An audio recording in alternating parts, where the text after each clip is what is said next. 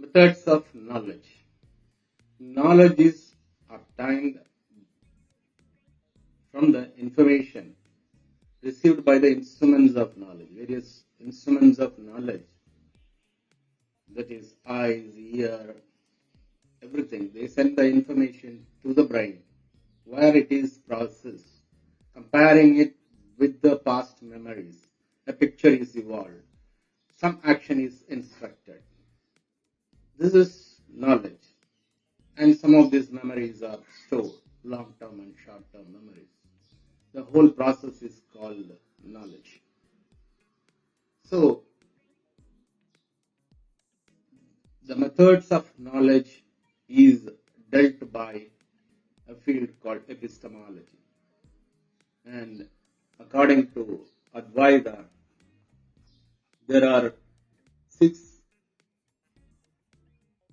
various different kinds of instruments of knowledge. One is perception, inference, verbal testimony, comparison, postulation, and non-apprehension. They are called instruments of valid knowledge. And knowledge has for it the knowables. And there is a cognitive act. What is the cognitive act? It is the act when the instruments of knowledge receive the information, and there is a process inside the brain which compares, recognizes, sorts out, produces a result. That is called the cognitive process of knowledge. This is thinking, remembering, perception, planning, everything. All these processes are called cognition. And brain process a staggering amount of information from its surroundings, the stored memory. It compares a lot and does that in a few seconds, maybe less than a second in some cases. Immediately responds.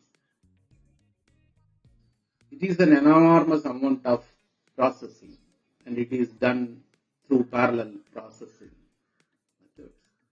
There are billions of neurons inside the brain which are connected to many other neurons for information. It travels wide. So it has cabinets of sorts in the brain to store all this. The neurons create pathways. It is flexible. It can create new pathways. Plasticity of neurons is there. So this is an enormous amount of details, memories, elements of our experiences, and knowledge is done through various cognitive processes which we have seen.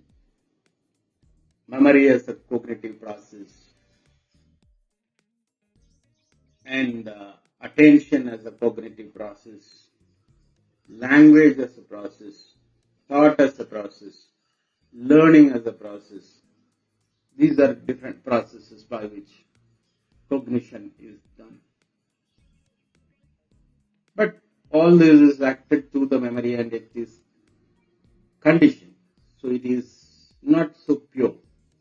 Perception, directly understanding the reality surrounding you, is something closer to the actual reality. Rest of the things are tainted by the conditioned memory of your brain. Perception is superior. So these are how the brain works and the understanding happens. Thank you.